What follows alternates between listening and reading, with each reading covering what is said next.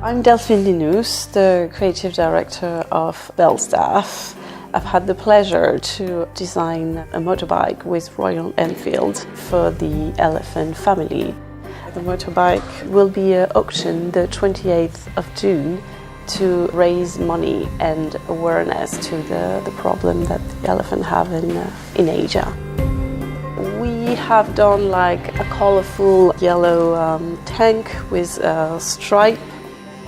On the seat we've used our hand waxed leather, which is a very specific leather that we make in Belstaff.